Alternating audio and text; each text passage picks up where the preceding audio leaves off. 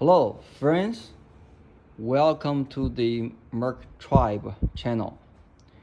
Today we are going to work on 2008 GL550. The problem with this car is it gets into the limp mode.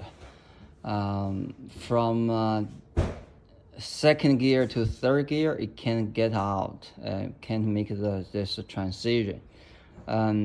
We get the code read, both the error code turbine speed sensor problem. So we're going to tackle that problem today by changing the transmission fluid. See if that works. Okay, let's read the transmission module, control module, and see what code do we get.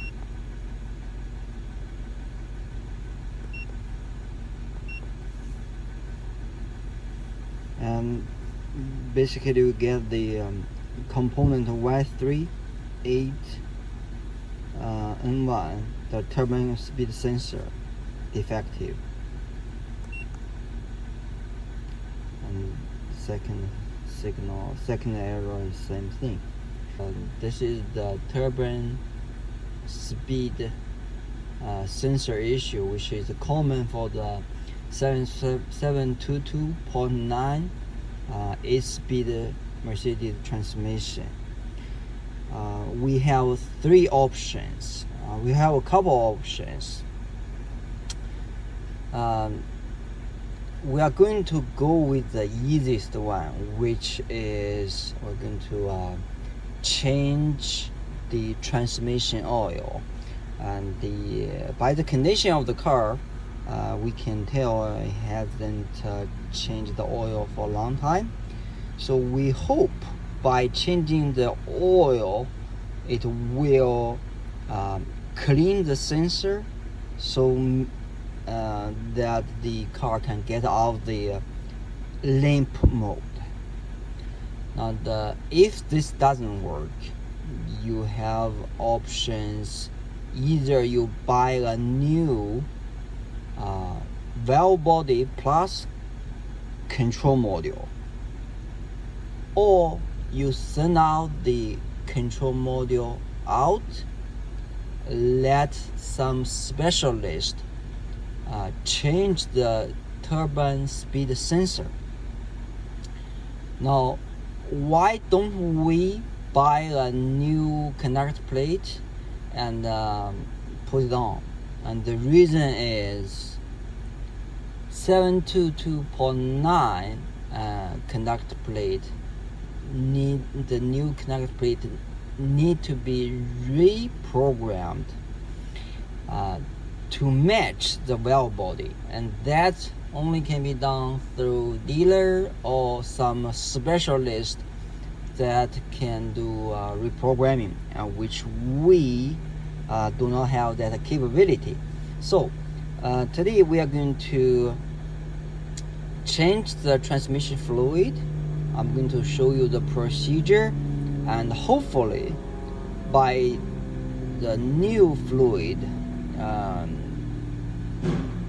we wish that can clean the speed sensor, help us to get rid of this code.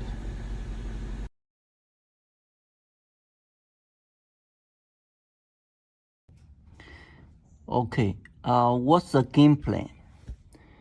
Now, these are the tools we're going to use to release the oil.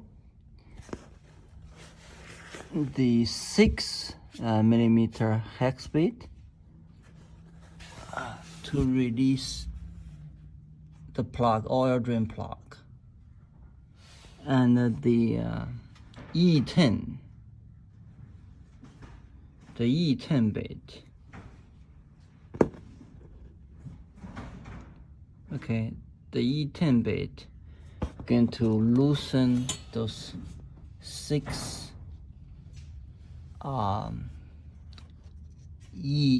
bolt on both sides. Okay. Now, supposedly, after we loosen the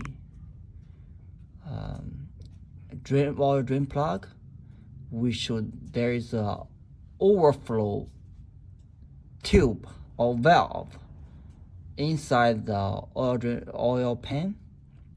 We're supposed to push it in to let more oil coming out. But we did not buy a new one, and we want to reuse the old one. We don't want to do any possible damage to it. So the plan is to drain and let the oil drain from the drain plug, and then loosen the 6 E10 bolts. Then we are going to drop the oil pan. Okay, let's do it.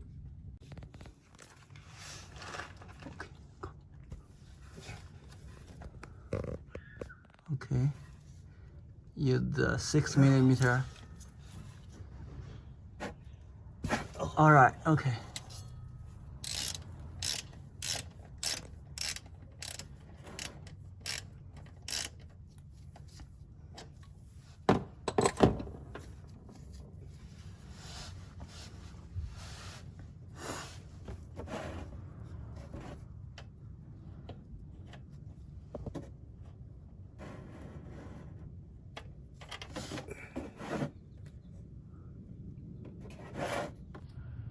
Okay, next we're going to loosen those 6 retaining bolts.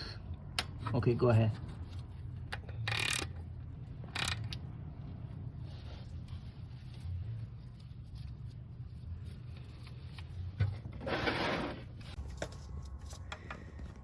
There is a bolt hidden behind this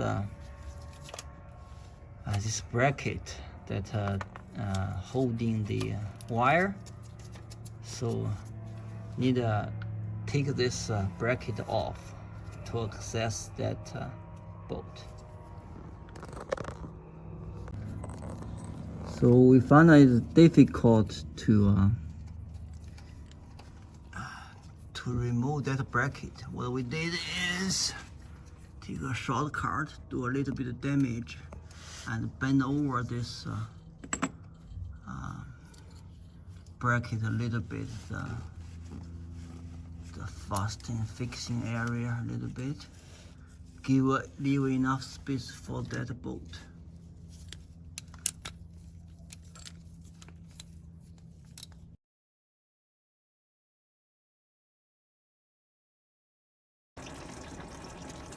Be prepared, it will be very messy. Take your time, let the oil drain out. Give it enough time. Don't rush. Okay. While you loosen your bolt, be prepared. It will come out, leak everywhere. This is a very messy job. This is what it looks like after you take the oil drain, the oil pan and the filter out.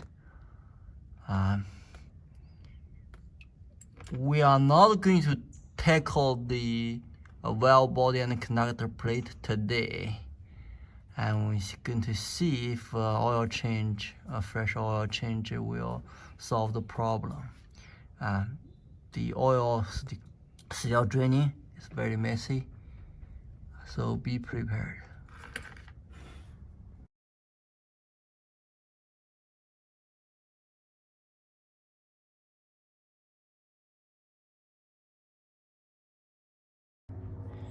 Okay, we dropped the oil pan. Here, the oil filter dropped out together with the oil pan. We're going to clean it and replace the new oil filter and the gasket and put it back. This is the overflow valve that I'm talking about. See, I did not push it. Normally you can use the screwdriver or some little punch to push it out. That will make the oil drain much easier, and we didn't do so. We take the lazy way and kind of a troublesome way.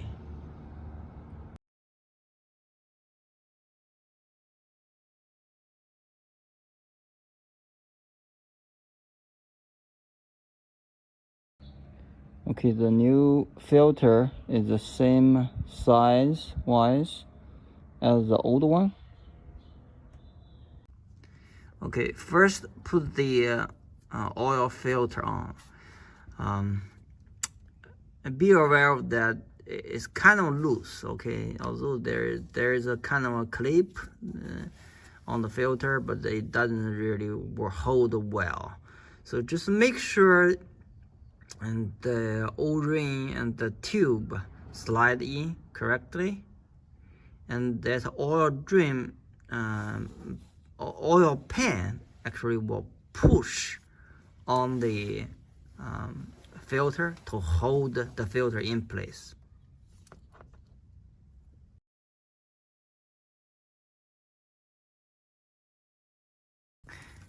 Those 6 bolts are aluminum bolts. By the bulk, you can't reuse it. We are going to reuse it anyway, but be careful because it's aluminum bolts. Always use your hand to hand tighten it first before you use the torque wrench. Okay. Okay, we start to use the torque wrench. We're going to do it a couple steps. First, we use 8.5 Newton millimeter. Then we are going to get to like a 10.5. Okay. So the next question is how much oil we're going to add to it. By the book, you should add oil and then let the engine run until like 42 degrees C, and then let the oil overflow or drain and just drip a little bit. That's condition you put the drain plug back on. We are going to take a shortcut, and the transmission was okay until the problem happened. We are going to measure how much oil drain out, and we're going to put the same amount of oil back. Okay, what's the setup to add the oil? Now, you will need an adapter. This will connect with the oil drain. And then you will need a valve and a simple pump. The pump will connect with this small oil bottle. Now we're just using this bottle. I cleaned it already, okay, as a container. And we're using this setup to pump the oil in. Okay, this is the setup for the pump the oil in. And yes, go ahead, pump. Go ahead, do it. Yes.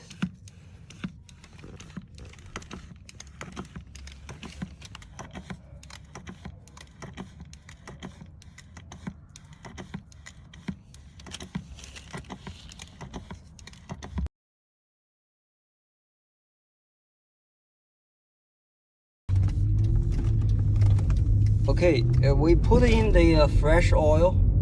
Now we come out to test the car, and the car get out of limp mode, and it shifts seems okay at this moment. 4th gear, 5th gear, 6, then downshift, 5th, 4th.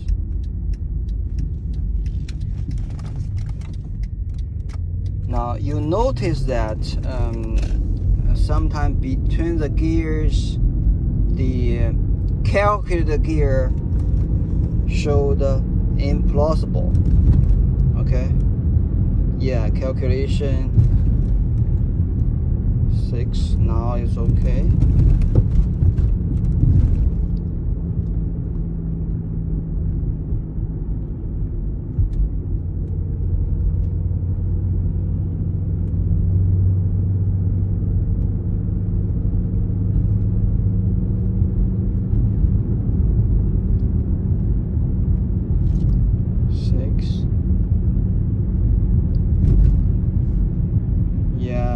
So it seems that still have some communication issue. Okay.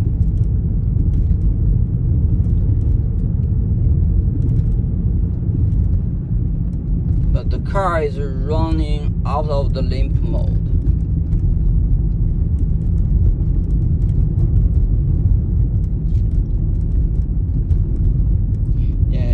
Just now you see the 1st and 2nd gear as the target or calculated gear. That shouldn't be right.